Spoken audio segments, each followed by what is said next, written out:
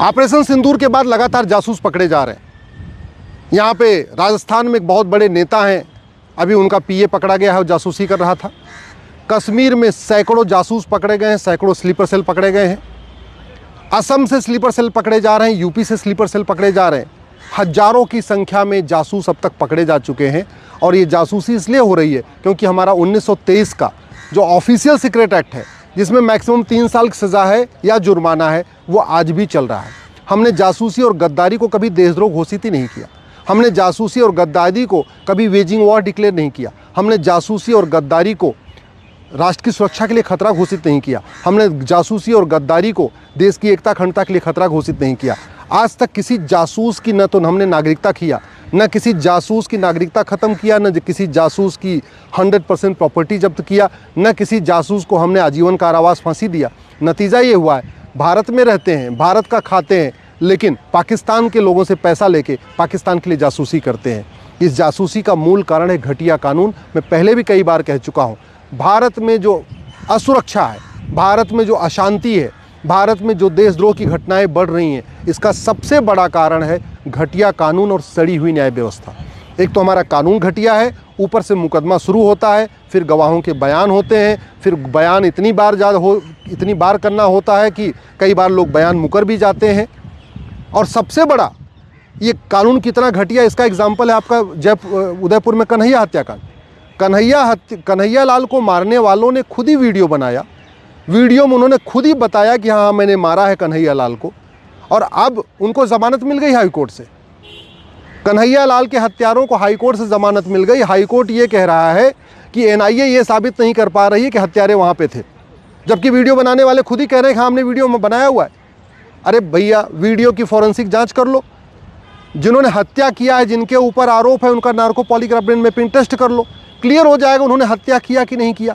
इतना उसमें इतने सारे गवाह क्यों चाहिए? ऐसे हत्यारों के खिलाफ तो लोग गवाही देना भी नहीं चाहते। ऐसे ही कश्मीर में जिसने 1990 में हमारे सेना के 4 जवानों को मारा था, वो हत्यारा 35 साल से बिरयानी खा के बैठ के खा रहा है, उसके खिलाफ कोई गवाही देने नहीं आ रहा है। ऐसे ही हालत रही, कुछ दिन के बाद वो सबूत के अभाव में बरी भी हो जाएगा। आखिर हम नार्को पॉलीग्राफ ब्रेन मैपिंग कानून क्यों नहीं बना रहे? दुनिया के कई देशों ने झूठ को गंभीर अपराध घोषित कर दिया, फिर हम झूठ को गंभीर अपराध क्यों नहीं घोषित कर रहे हैं? दुनिया के कई देशों ने झूठ पकड़ने के लिए नार्को पॉलीग्राफ ब्रेन मैपिंग कानून बना दिया, फिर हम नार्को पॉलीग्राफ ब्रेन मैपिंग कानून क्यों नहीं बना रहे? दुनिया के कई देशों ने फर्जी डॉक्यूमेंट बनाने को जघन्य अपराध घोषित कर दिया, हम ये कानून क्यों नहीं बना रहे?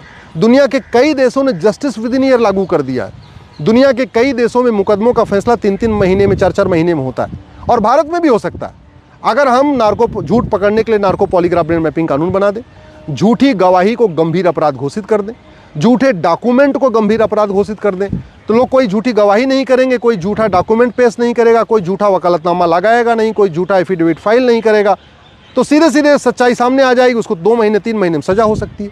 ये कानून हम क्यों नहीं कर पा रहे? भारत में घूसखोरी, कमीशनखोरी, जमाखोरी चल रही है क्योंकि हमारा कानून घटिया है, न्यायिक व्यवस्था सड़ चुकी है। भारत में मिलावटखोरी के कारण हज़ारों लोग मर रहे हैं क्योंकि हमारा कानून घटिया है, न्यायिक व्यवस्था सड़ी हुई है। भारत में नशा तस्करी चल रही है, मानव तस्करी चल रही है क्योंकि हमारा कानून महाघटिया है, न्यायिक व्यवस्था सड़ी हुई है, लोगों को साल भर के अंदर सज़ा नहीं होती।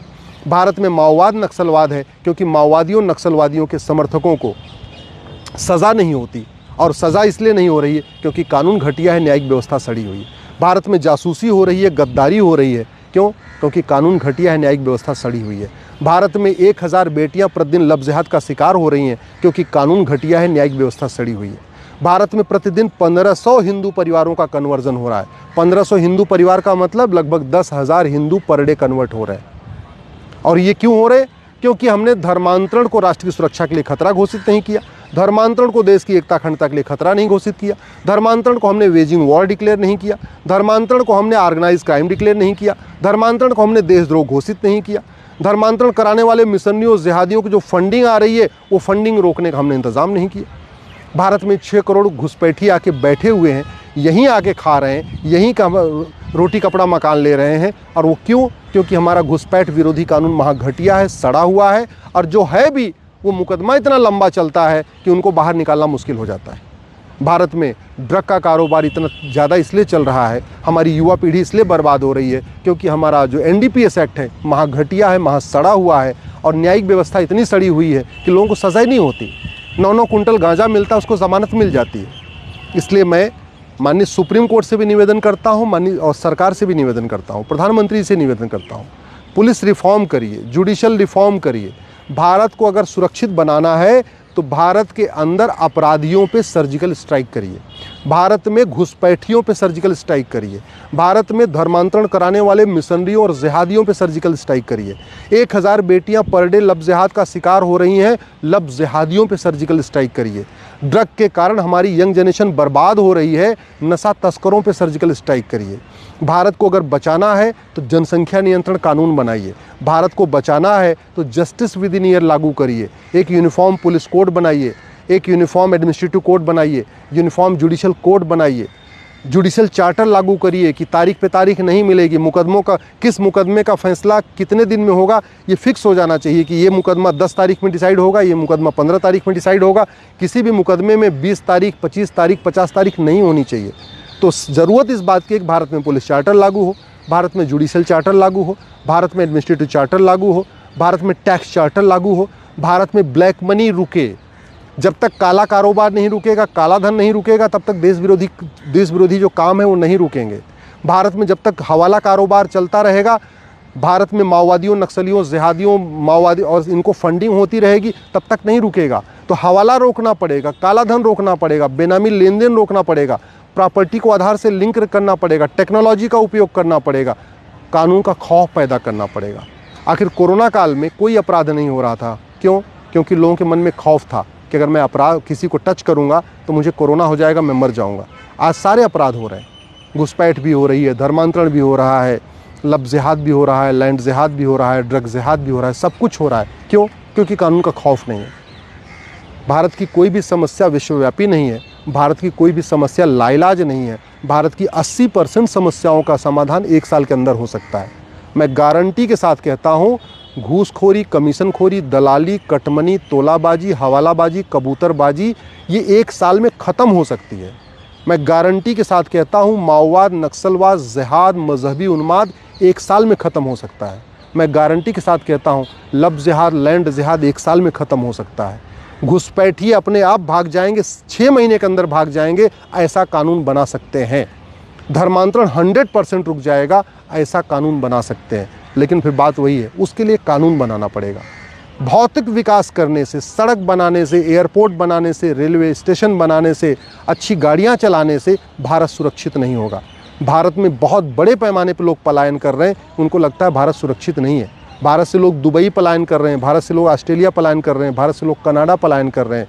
यहाँ की जो शार्प जो ब्रेन है, जो क्रीम है यहाँ की, सब पलायन करती चली जा रही है, क्योंकि उनको लगता है भारत सुरक्षित नहीं है।